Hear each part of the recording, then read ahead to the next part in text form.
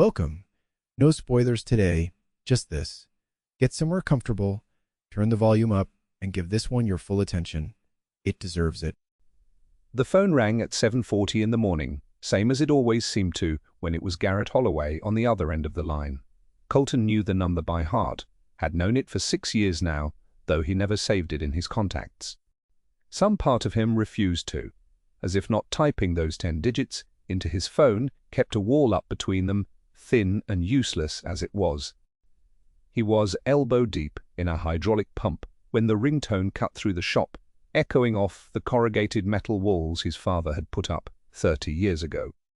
Colton wiped his hands on a rag that had long since stopped being anything close to clean, and glanced at the screen sitting on the workbench. The area code, the exchange. He didn't need to see the rest. He let it ring twice more before he picked it up, not because he wanted Garrett to wait, but because he needed those extra few seconds to arrange his voice into something steady. Colton's Repair. Colton. Just his name, low and rough like gravel dragged across a road. Garrett never bothered with a greeting beyond that, like 6 years of calling had worn away the need for anything more. Tractors down again, the 4,440. Made a noise like a shotgun, and now she won't turn over at all. Same one from March. Same one. Colton closed his eyes for half a second, just breathing. The shop smelled like diesel and old rubber, and the particular dust that settled into everything out here, no matter how many times he swept his father's smell, if a smell could belong to a man. Dale Reyes had built this business out of nothing but stubbornness and a knack for understanding engines better than he understood people, and he'd left it to Colton 4 years ago, along with a mortgage on the building and a silence that never quite filled back in after he was gone. "I can be out there by 9, Colton said. "Storm's supposed to roll in this afternoon. Wouldn't mind if you came sooner. I've got a load of parts I'm waiting on for the Delgado job. 9's the earliest." There was a pause on the line, the kind that always seemed to stretch a beat too long whenever they spoke. Like Garrett was choosing his next words carefully, or maybe just breathing, the same way Colton had a moment ago. "9's fine," he said finally. "I'll be here. Always there," Colton said before he could stop himself, and immediately regretted the softness that had crept into it. Another pause. "Yeah," Garrett said. "I am." The line went dead, and Colton stood there in the quiet shop holding the phone to his ear for a few seconds longer than he needed to, listening to nothing the way he always did after one of these calls. He set the phone down and looked at the ceiling, the water stain shaped like Texas that had been there since before his father died, and he let himself have exactly 10 seconds of feeling something before he shoved it back down where it lived most of the year, folded up tight in some drawer inside his chest he didn't open for just anyone. 6 years. Dozens of calls. He could have counted them if he'd let himself. Could have made a tally on the wall like a prisoner marking days, but that would have meant admitting he was keeping track, and admitting that would have meant admitting why. He gathered his tools. Instead, that was easier. Wrenches, gauges, the diagnostic laptop that still had a cracked corner from the time he dropped it off the tailgate. He loaded them into the bed of his truck, alongside spare filters and a jug of hydraulic fluid he grabbed on instinct, because it was always something with that old 4,440. Some new way for a decades-old engine to fail, and he'd learned Garrett's equipment the way he'd learned nothing else, patiently, without complaint. Driving the 40 minutes out to the Holloway ranch more times than he'd admit to caring about.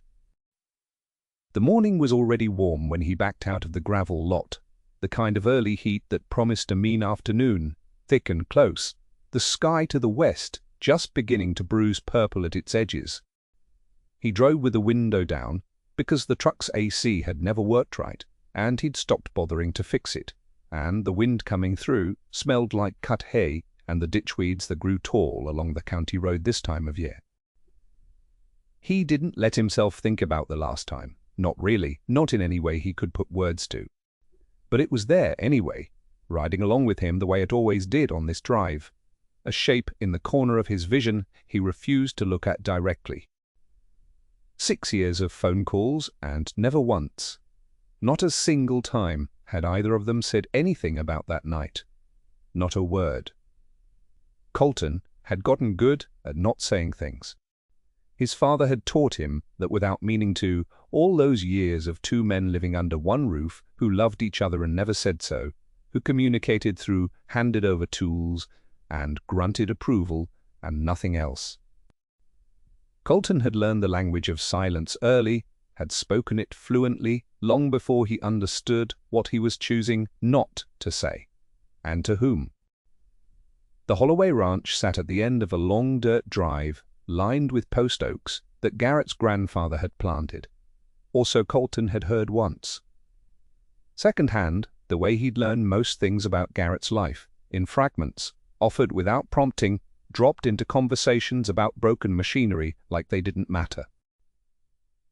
Colton knew Garrett had been married once, knew his wife's name had been Denise, and that she died of an aneurysm 8 years ago, sudden and cruel, the kind of death that didn't give a man time to prepare or say goodbye.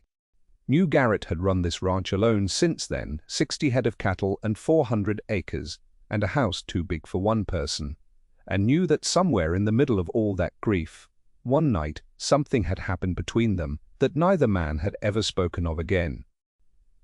Colton's truck rattled over the cattle guard at the entrance, the metal clanking under his tires the way it had 100 times before, and the sound always did something to his chest, some strange lurch of anticipation he hated himself for feeling.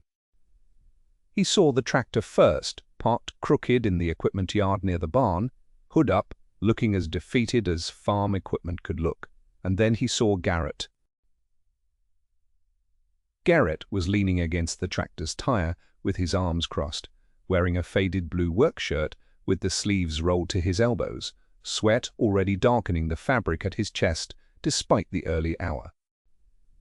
His hat was pushed back on his head, sandy hair damp beneath it, more grey threading through his temples than Colton remembered from the last time, though it had only been 6 weeks since the well pump call. Garrett was looking off toward the tree line when Colton pulled up his jaw tight, his broad shoulders set in that particular way he held himself when something other than the tractor was weighing on him. He turned when he heard the truck, and their eyes met through the windshield for just a second before Colton killed the engine, and that second was enough to knock something loose in his chest, same as it always was. Garrett's eyes were the kind of blue that didn't fade with distance or dust or years, and Colton had spent longer than he wanted to admit trying not to think about that particular shade. "You made good time," Garrett said, as Colton climbed out, his voice carrying easily across the yard, that low, steady drawl that never seemed to hurry for anything. "Told you 9. Colton reached into the truck bed for his tools, grateful for the excuse to look away. "I'm a man of my word.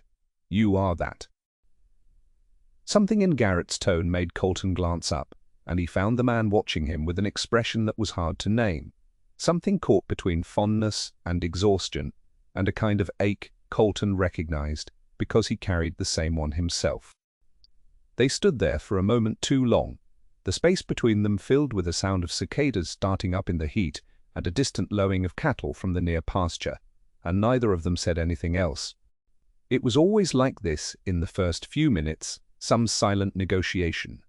Neither man had ever agreed to out loud, a careful dance of not looking too long, not standing too close, not letting the quiet stretch far enough that either of them might feel compelled to fill it with something true. "Let's take a look," Colton said finally, walking toward the tractor, and Garrett fell into step beside him, close enough that Colton could smell the sun on his skin, hay and sweat, and something clean underneath it that he'd never been able to name. The hood was already up, and Colton set his toolbox on the wheel well and leaned into the engine compartment, grateful for something to focus his hands and eyes on, besides the man standing 3 feet away, watching him work with the kind of quiet patience that used to unnerve Colton back when this had all first started, and now felt like something closer to comfort, though he'd never once said so. "Made the noise right after I started her up," Garrett said, crouching down beside him, forearms resting on his knees. Like a backfire, but wrong. Then, she just died.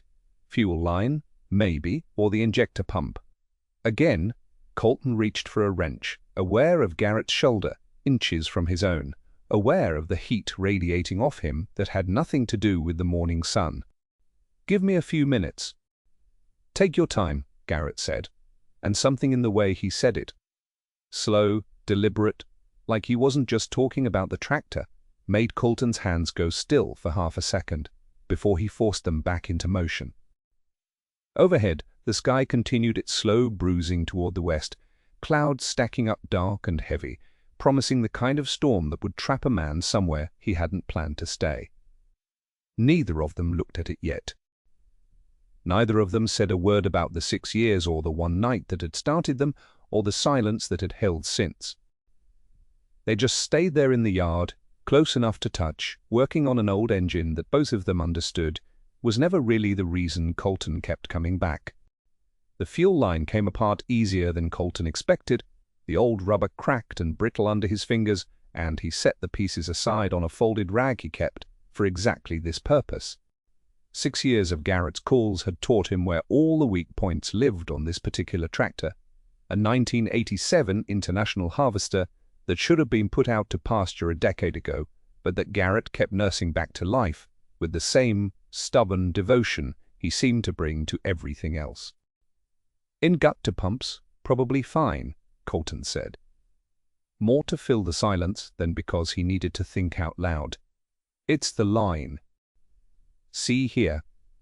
He held up the cracked rubber for Garrett to inspect, though he already knew Garrett wasn't looking at the part. "Yeah," Garrett said. Beat too late, like he'd needed a second to remember what they were talking about. "Che, that'll do it." Colton reached behind him without looking, palm open, and Garrett passed him the replacement line from the toolbox before Colton even finished the gesture. 6 years of this had made them fluent in a language that didn't require words, hands finding each other's rhythms the way two men who'd spent enough mornings in the same yard eventually did. Their fingers brushed in the handoff, callus against callus, and Colton felt it travel up his arm like a current that had no business being there over something as small as a fuel line. Didn't look up. Neither did Garrett. That was the rule, unspoken but ironclad, that had governed every visit since that first winter. Could stand close enough to feel the heat coming off another man's body. You could hand him tools with your fingers grazing his, but you did not, under any circumstances, meet his eyes when it happened. Colton had gotten so good at the choreography of it that some mornings he almost forgot why the rule existed in the first place. Almost. The barn smelled the way it always did, motor oil and hay dust and the particular mustiness of old wood that had absorbed 40 years of weather, and underneath all of it, faint but constant, the smell of Garrett himself, sun and sweat, and something clean that Colton had never been able to name. He'd tried, over the years, lying awake in his apartment, above the shop with the ceiling fan ticking overhead, to figure out what that smell was. He'd never landed on an answer. Some things, he supposed, weren't meant to be catalogued.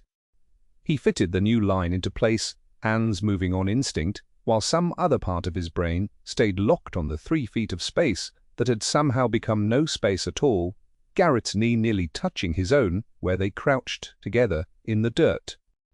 The tractor's engine block radiated a faint warmth against Colton's forearm, residual heat from the failed start, and he used it as an anchor, something physical and mechanical to hold on to instead of the awareness crowding in from every other direction. "You still using the good clamps?" Garrett asked, watching Colton's hands work. "The ones that don't rust out after a season?" "Same brand I've been using since you first called me." Colton tightened the clamp with a practiced twist of his wrist. "You'd think after 6 years you'd trust my part selection." "I trust it. Fine." Garrett shifted his weight, forearms still braced on his knees, close enough that Colton could feel the words more than hear them. "I just like giving you something to grumble about." It was an old joke between them, worn smooth from repetition, and Colton let himself smile at it. Small thing, barely there, but real. That was the strange gift of these years, he thought. Somewhere in the space between silence and small talk, they'd built something that functioned like friendship, even though it was made of different material underneath, something denser and more dangerous that neither of them ever named. The wind picked up outside, rattling the loose tin on the barn's east wall, and Colton glanced up instinctively at the sound, before catching himself and dropping his eyes back to the engine. The storm was closer now. He could feel the pressure of it in his ears, that particular heaviness that came before a big one, and some old animal part of his brain flagged it as a thing to worry about. The drive back to town, the roads that flooded easy out this way, the hour he didn't have to spare if he wanted to make it before the worst of it hit. He didn't say any of that out loud. He kept working.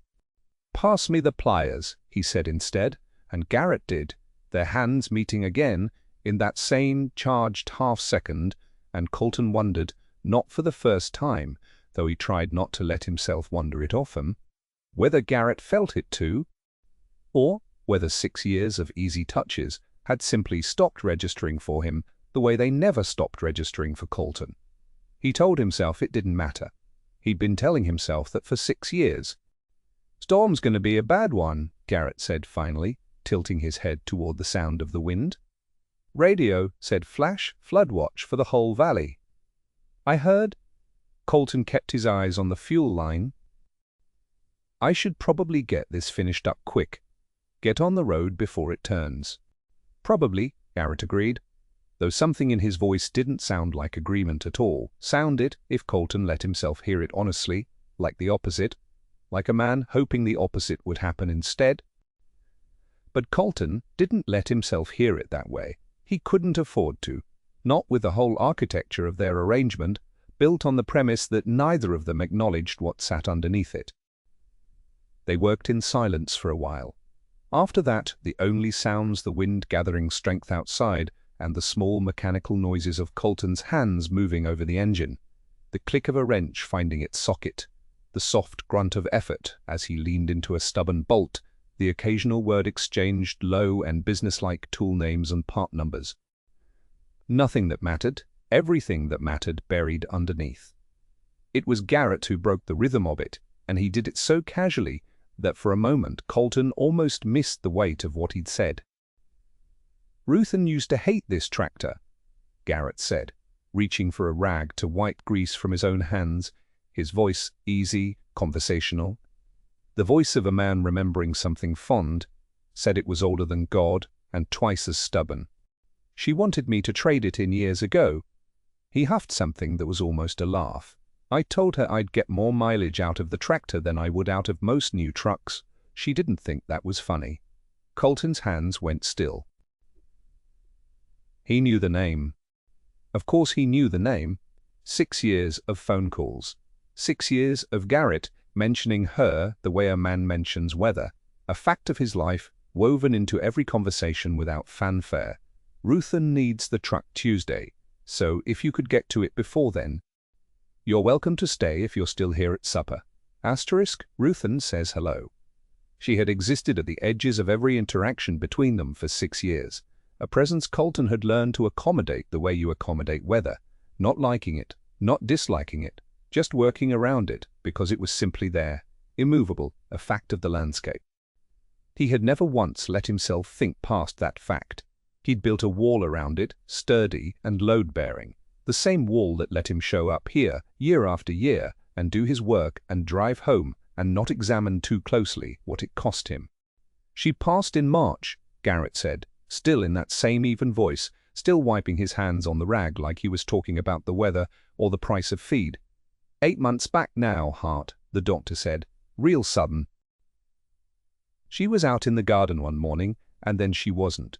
The wrench slipped from Colton's fingers and hit the dirt floor with a small, flat sound that seemed enormous in the sudden quiet of the barn. He didn't move to pick it up right away. He couldn't. Something had cracked open in his chest, fast and complete, a fissure running through 6 years of careful architecture, and for one unguarded second he felt everything at once. Grief for a woman he'd barely known, shame for the shape his grief took, something dangerously close to hope rising up underneath both of those things before he could stamp it down. And beneath all of it, a wave of guilt so sudden and total, it nearly took his breath. Asterisk, 8 month. Asterisk, he did the math without meaning to. 8 months meant she'd been gone since March, meant Garrett had been calling him all through the spring and into summer, with that fact sitting silent underneath every conversation. Meant Colton had been standing in this yard, in this barn, feeling the things he always felt and telling himself they didn't matter. While the one thing that had always made them not matter had already stopped being true. I didn't. Colton started and had to stop. Had to swallow around something thick in his throat before he could try again. I didn't know. I'm sorry, Garrett. I'm real sorry. Nobody in town made a big thing of telling people, Garrett said, and there was something careful in how he said it now. Some awareness that had crept into his voice, watching Colton the way Colton usually avoided being watched. Wasn't trying to keep it from you, special, just wasn't something I knew how to say over the phone, ordering a part. Colton bent down, picked up the wrench, using the motion to buy himself a few seconds, to arrange his face into something that might pass for composed. His hands weren't quite steady when he came back up, and he hated that 6 years of practice control could come apart this fast over a handful of sentences. You should have said something, Colton managed. I would have, I don't know, come by brought something. I don't know what you're supposed to do. Nothing to do, Garrett said. Quiet now, quieter than Colton had heard him in a long while. People kept bringing casseroles for about a month. Didn't fix anything. Just meant I had a lot of dishes to give back. There was something in the flatness of that, some old exhaustion, that made Colton's chest ache in a different way than before. Not the sharp, guilty ache of moments ago, but something slower, sadder, the recognition of a man who'd been carrying something heavy and mostly alone for the better part of a year. Thinking about him in ways he had no right to, waiting for phone calls that he'd told himself meant nothing. Neither of them said anything for a moment after that. The wind outside had grown loud enough now that it filled the space where words should have gone, rattling the loose tin again, harder this time, and somewhere far off, thunder rolled low and long across the valley. The air in the barn had changed, Colton thought, not just from the weather pressing in, but from what Garrett had just laid down between them, unclaimed, unnamed, the kind of fact that didn't ask to be discussed, but that changed the shape of everything it touched anyway. Colton looked down at the fuel line half finished under his hands, and made himself focus on it, made himself remember what came next in the sequence of the repair, because it was easier than looking at Garrett's face and seeing whatever might be written there now, that the thing standing between them for 6 years had quietly, without ceremony, stopped being an obstacle at all. He didn't say the one thing that rose up in him, insistent and unwelcome, that he remembered the night neither of them had spoken of since it happened, that he had never stopped remembering it, that some nights it was the only thing he let himself think about before sleep took the choice away from him. He didn't say it because saying it now, in this moment, over this news, felt like something closer to trespass than comfort.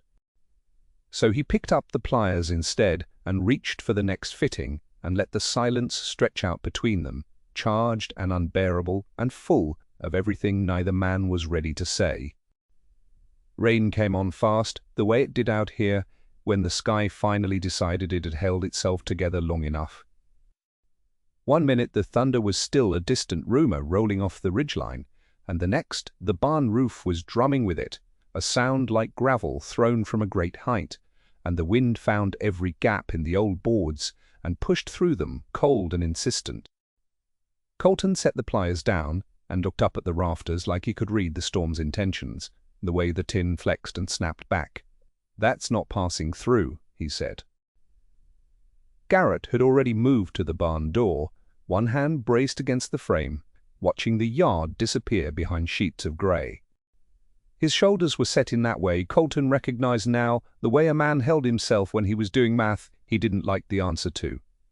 "No," Garrett agreed. "It's settling in for the night, looks like." "Your radio say anything about this?" "Radio's been saying flash flood watch since noon." "I figured we had more time than we did."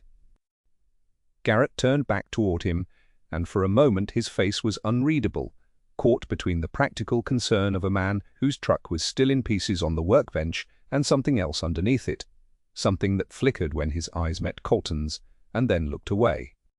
"Creek Road will be running 2 feet of water inside the hour. You're not getting back to town tonight."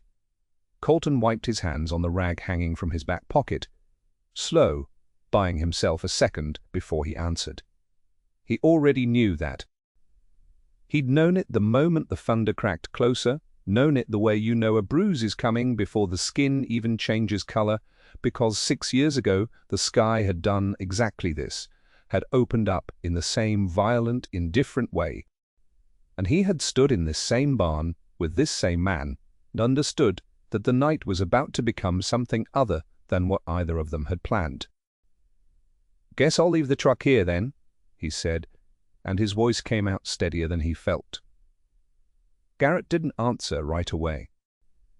He just nodded once and reached over to kill the shop light hanging from its cord above the workbench, and in the sudden dimness broken only by the grey wash of stormlight through the open door, Colton felt the years fold in on themselves, 6 of them collapsing down to almost nothing. Until it was hard to say whether he was standing in this moment or that one. They ran for the house together, heads down against rain that came sideways more than down, and by the time they hit the porch steps they were both soaked through, Garrett's shirt plastered dark against his back, Colton's boots squelching with each step. Garrett fumbled the door open and they stumbled into the mudroom laughing a little. The kind of laugh that was mostly relief and adrenaline and had nothing to do with anything being funny, and for a second, just a second, it felt easy between them again, the way it used to feel on the phone before either of them had anything to hide. Then the door shut behind them, cutting the storm down to a muffled roar, and the easiness went with it. The kitchen was warm in the particular way old farmhouses got warm, heat pooling low from a wood stove somewhere Colton couldn't see, the air thick with the smell of coffee gone cold hours ago, and something like cedar from a stack of split wood by the back door. Garrett moved through it, like a man walking through a room he'd stopped really seeing years back, flipping on one light over the sink, leaving the rest of the house in shadow, and Colton stood dripping just inside the doorway, feeling suddenly, acutely aware of how little of this house he actually knew, despite everything. "Sit," Garrett said, gesturing vaguely at the table. "I'll get you something dry. Might run big on you, but it'll beat sitting in wet denim all night." He disappeared down the hall, and Colton pulled out a chair and sat, listening to the storm work itself into a fury against the windows, listening to somewhere in the house a door swing gently on its hinges from a draft he couldn't source. When Garrett came back, he had a folded flannel shirt and a pair of sweatpants that were clearly his own, and he set them on the table without quite meeting Colton's eyes. "Bathroom's down the hall, second door," he said. "I'll find us something to take the chill off." Colton changed in the small bathroom with its cracked tile and a mirror spotted with age, and when he caught his own reflection, he almost didn't recognize the look on his face, something too open, too unguarded, like the storm outside had stripped a layer off him along with his wet clothes. He folded his own clothes over his arm and went back out to the kitchen and found Garrett standing at the counter with 2 glasses and a bottle of whiskey that looked like it hadn't been opened in a long while, the seal cracked stiff. Garrett's hands weren't steady. Colton noticed it the way you notice things about a person you've spent 6 years listening to without ever really watching. The pour was uneven, a little sloshed over the rim of one glass, and Garrett set the bottle down harder than he needed to, like his fingers had lost some agreement with the rest of him. "Storm's got you rattled," Colton said, quiet. Not quite a question. "Something's got me rattled," Garrett said, and didn't elaborate, just pushed one glass across the table toward him and picked up the other, and drank half of it standing right there at the counter with his back half turned, like he needed the distance even in a room this small. Colton wrapped his hand around the glass, but didn't drink yet. The rain was heavier now, a steady roar against the tin roof of the porch, and somewhere out past the kitchen window, lightning lit the yard, white for half a second, and then swallowed it back into black. And in that flash of light, Colton saw the whole scene overlay itself, with memory, the same table, a different season. The same stormlight catching Garrett's face across the room. 6 years younger, 6 years less tired, standing exactly where he was standing now with the same unsteady hands. It had been raining then too. He remembered that clearest of all. The way the rain had made an excuse out of. Necessity had given them both a reason to stay that neither of them had to admit wanting. He remembered the whiskey then too. Cheaper, harsher, and the way it had loosened something in both of them that had been wound too tight for too long. He remembered Garrett's hand on the back of his neck, remembered the terrible, aching gentleness of it, like Garrett had been asking a question with his hands that his mouth would never let itself say. He remembered waking before dawn to grey light and an empty side of the bed, and a silence that had told him everything he needed to know about how the morning was going to go. And it had gone exactly that way, quiet and careful and unspoken, both of them getting dressed like nothing had happened, both of them agreeing without ever agreeing to let it disappear into the place where things went that neither man wanted to look at. And then the phone calls had started up again the following week, same as always. Ranch business, parts and repairs. Garrett's voice steady and familiar on the line asking for him by name.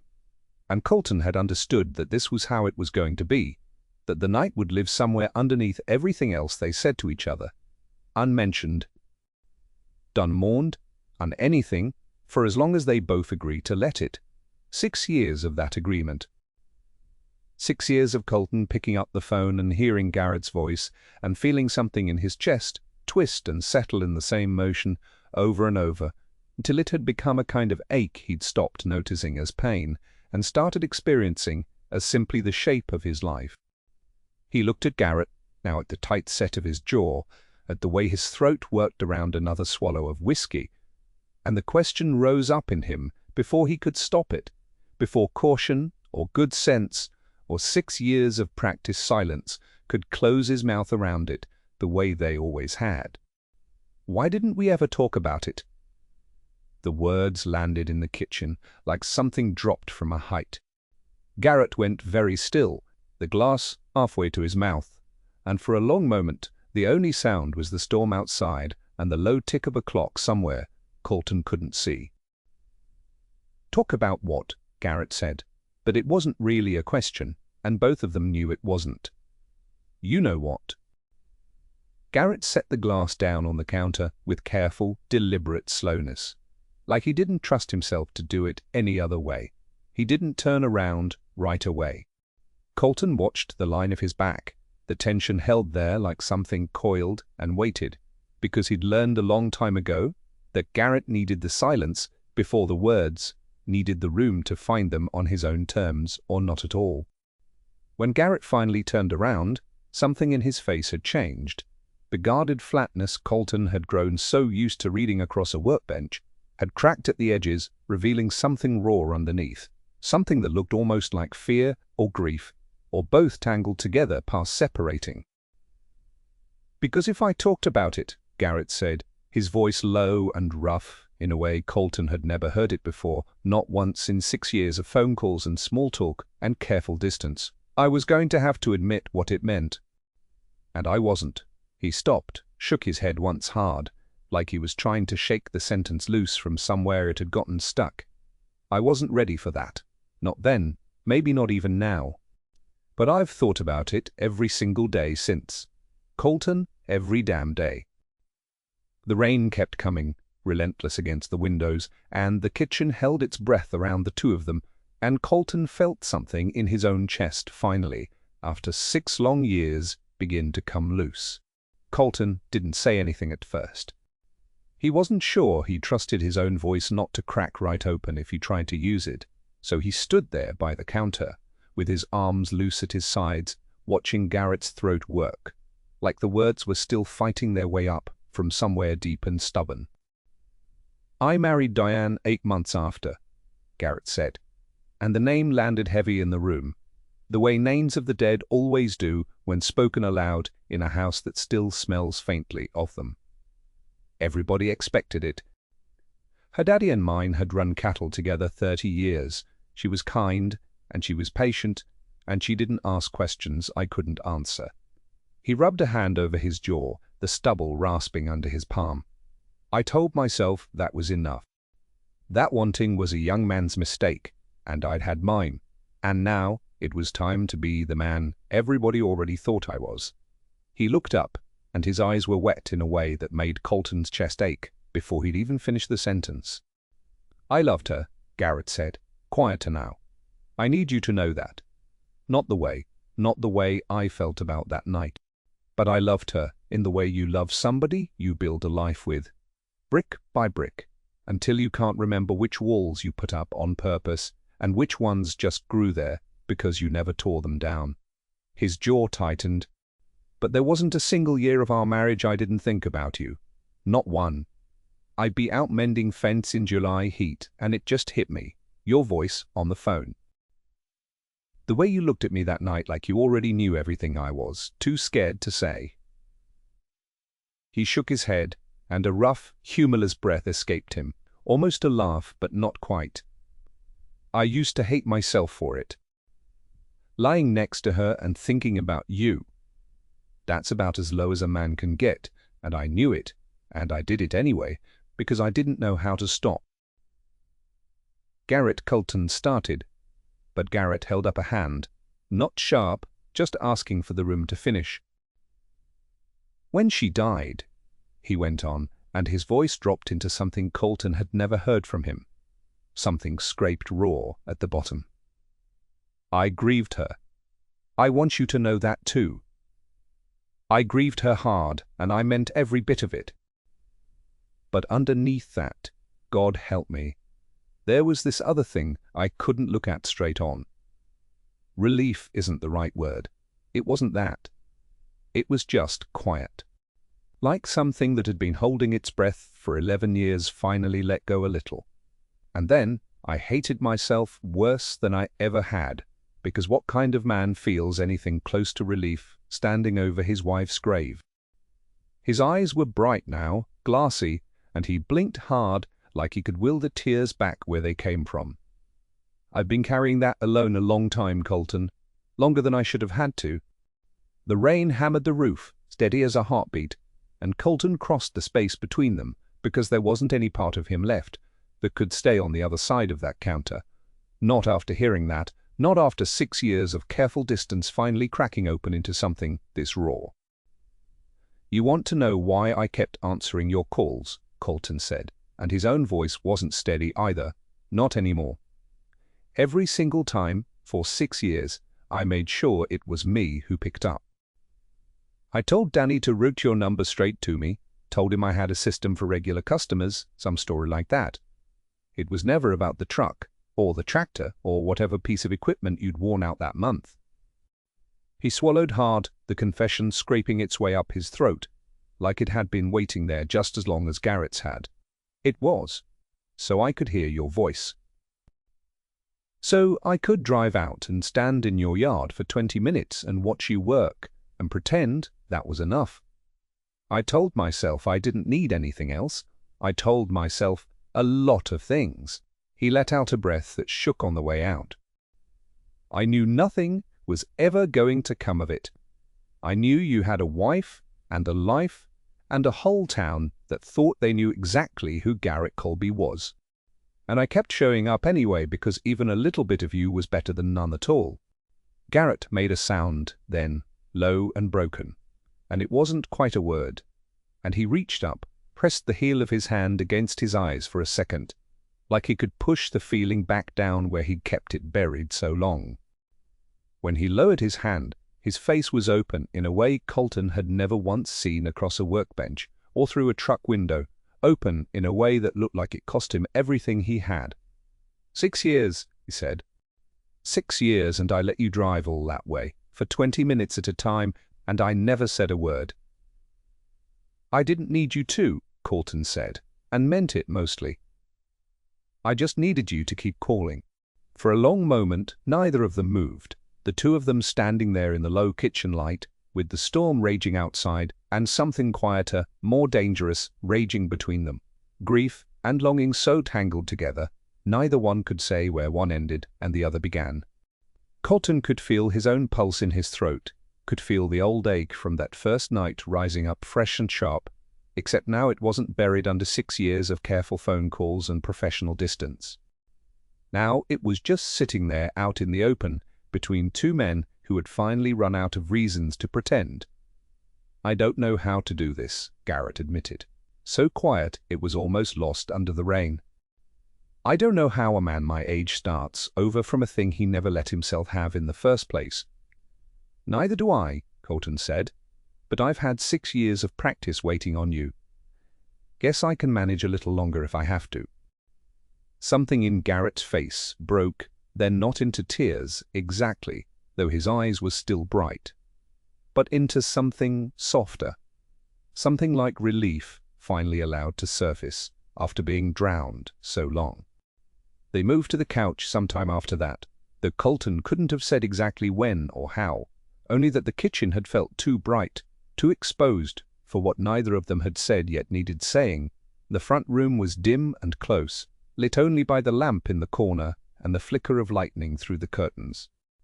They sat with a careful space between them at first, old habit, 6 years of never quite touching, until Garrett's hand moved across the cushion, slow, like he was giving Colton every chance in the world to pull away first. He didn't. Garrett's fingers closed around his, rough and calloused and warm, and Colton felt that single point of contact travel through his whole body, like something long asleep finally waking up. Neither of them said anything. There wasn't anything left to say that hadn't already been said in the kitchen, hadn't already been carried on 6 years of phone calls neither of them had ever admitted meant more than they should have. When Garrett leaned in, it wasn't rushed, wasn't the desperate half-drunk collision of that first night 11 years ago, where neither of them had known how to hold what was happening between them. It was slow, careful. Garrett's palm came up to rest against the side of Colton's jaw, like he was afraid Colton might vanish if he moved too fast, and when their mouths finally met, it was soft, searching, full of all the things neither of them had ever let themselves say out loud, until tonight. Colton felt something in his chest come fully undone, the last of the tension he'd carried for 6 years, finally releasing all at once, and he let himself lean into it, into Garrett's warmth, into the solid, steady weight of a man who had finally stopped running from what he felt. They held each other a long time after that, tangled together on the old couch, with the storm easing outside, the rain softening to something gentler, more forgiving. Colton lay with his head against Garrett's chest and listened to his heartbeat, steady and sure, and thought that maybe 6 years of waiting had been worth it, just for this. By morning, the storm had passed entirely, leaving the world outside washed clean and glittering, sunlight breaking gold through wet grass and dripping fence lines. They sat together on the porch steps, close enough that their shoulders touched, coffee mugs warm in their hands, neither of them saying much because there didn't seem to be a need to fill the silence anymore. "Town's gonna talk," Garrett said eventually, staring out at the muddy drive, at the world waiting beyond the fence line, watchful and unforgiving in the way small towns always were. "Town always talks," Colton said. "Doesn't mean we owe them anything." Garrett was quiet a moment, turning his mug slowly between his hands. "I'm scared," he admitted, and it cost him something to say it. Colton could tell, could hear the old walls creaking even as they came down. "Scared of what happens when we walk back out there. Scared I'll lose my nerve again, go quiet like I did before." "You might," Colton said honestly, because there wasn't any use pretending otherwise. Not after everything they'd finally said last night. I might too. This isn't going to be easy, not with everything people think they know about you. He reached over and covered Garrett's hand with his own, steady, certain, in a way he hadn't let himself be in years. But I'm not asking for everything all at once. We can go slow. Slower than slow, if that's what it takes. I've waited 6 years, Garrett. I can wait a little longer for you to catch up to where I already am. Garrett looked at him, then really looked, the morning light catching the grey at his temples. The weathered lines around his eyes softened by something that looked, for the first time, Colton could remember, like hope instead of grief. Slow, he said, like he was testing the word, turning it over to see if it might hold. I think I can do slow. Colton smiled, small and real, and turned his gaze back out toward the fields, toward the fence line and the cattle beginning to stir in the pale gold light, toward whatever waited for them beyond the quiet of this porch. Whatever came next, they'd face it together, one careful step at a time, 6 years of silence, finally, behind them.